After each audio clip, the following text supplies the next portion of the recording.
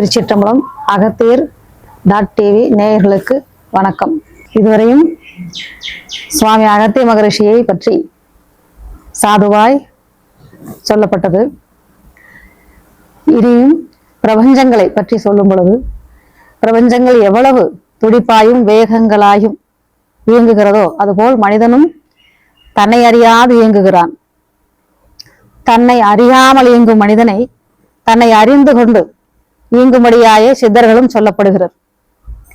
அதற்குத்தான் அத்தனை வகையான நூல்களையும் எழுதப்பட்டு உங்களை அவைகளை கண்டுகொள்ளுங்கள் என்றும், கற்றவர்கள் கற்பிப்பவர்களும் கற்றுக்கொள்வோர்களும் அவ்வாறு எடுத்துக்கொள்ளுங்கள் என்று சொல்லப்படுகிறது.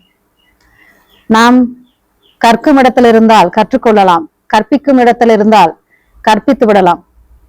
ஆகையால் நிறையான வாழ்வை தேடுவதற்கும் அதை அடைவதற்கும் எம் முயற்சியை நாம் செய்ய வேண்டுமோ அதை கைவிடாது முயற்சி செய்தால் இறைவன் எனும் அகத்திய மகரிஷி உங்களுடனே இருப்பர். நாம் பிரயாணிக்கும் இவ்வாயுள் காலங்கள் முழுவதுமே இறைவன் நம் உள்ளே சங்கமித்துக் கொண்டே இருப்பர். ஒவ்வொரு வகையான ஒவ்வொரு அனுபவங்களாய் இறைவன் வருவர். ஒவ்வொருடைய உணர்வுகளிலிருந்து வருவர். நாம் பின்பற்ற வேண்டியது என்ன? நம்மிடத்தில் இருக்கும் நிலைகளை களைய வேண்டியது என்ன? களைந்து போகும் நிலைகள் என்ன? அவைகளை பற்றையோ பற்று அறுத்தோ பற்றியோ வாழ்வும் அப்பற்று என்பது எவை? அப்பற்ற வேண்டியது எது? தெளிவு என்பதை இறைவன் கொடுக்கிறது. அத்தெளிவை தேடியும் நாள் முழுவதும் அலைகின்றோம். ஆனால் தெளிவு என்பது வந்ததா என்றால் இல்லை. இரவும் பகலும் உழைக்கின்றது.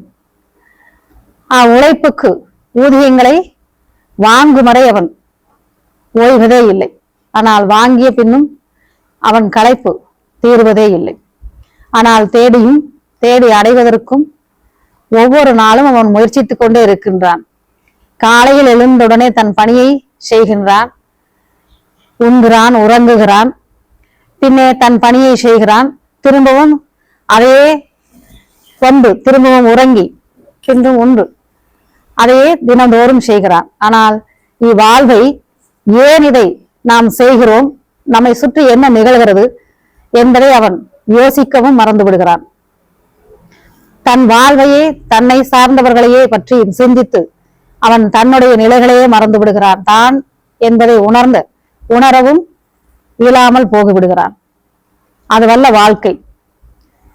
நாம் என்ன செய்ய வேண்டும் என்பதையும், நம்மை யார் ஈக்குகிறது, நாம் ஈங்குகிறோமா, நம்மை ஈக்குகிறரா, அல்லது நாம் செய்ய வேண்டியது என்ன, இப்பிறப்பின் நிலையை என்ன, நாம் இப்பிறப்புக்கு என்ன செய்ய வேண்டும், இப்பிறப்பை எப்படி சிறப்பிக்க வேண்டும், பிறப்பு அவசியம் சிறப்பாய் அல்லாது போனால் இறப்பாவது சிறப்பிக்க வேண்டும், அதற்கு மத்தியில் நாம் என்ன செய்ய வேண்டும், எதை கடைபிடிக்க வேண்டும், நல்லது எது கெட்டது எது என்பதை பிரித்து ஆராயவும் தெரிய வேண்டும்.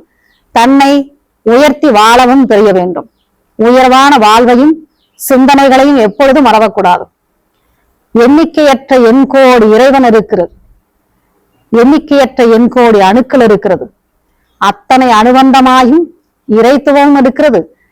மணித்துளியாயும் நாம் விழுந்து கருவிலை பிறக்கின்றோம். அப்பிறப்பு சிறப்பாய் எப்பொழுது சிறப்பிப்பதற்கும் ஒவ்வொரு நாள்தோறும் கணந்தோறும் ஒவ்வொரு சனங்களும் நாம் முயற்சிக்க வேண்டும். முயற்சி எப்பொழுதுமே வீணாகாது. ஆகையால் பிறப்பு என்பது மிகவும் அற்புதம். மனிதனுடைய பிறப்பு மிகவும் சிறப்பு, விந்தையானதும் கூட.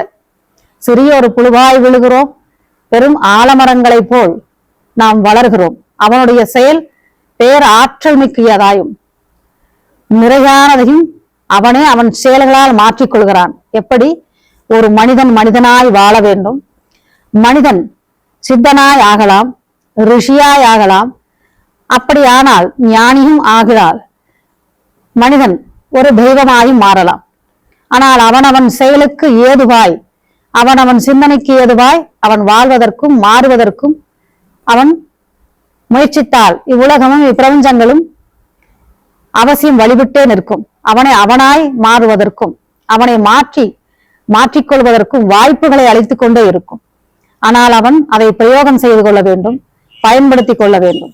அவன் பயன்பட எல்லாவற்றையும் அவன் கற்றுக்கொள்ளலாம். கற்றுக்கொண்டே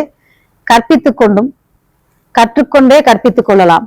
தனக்குள்ளே ஒவ்வொன்றையும் வளர்த்து கொண்டு தனக்கு சார்ந்தவர்களையும் வளர்த்துவிட்டு மேலானதை கடைபிடித்து ஒவ்வொருவரும் உருவாக்கி வைத்ததால் தான் நாம் இத்தனையும் பேசுகிறோம்.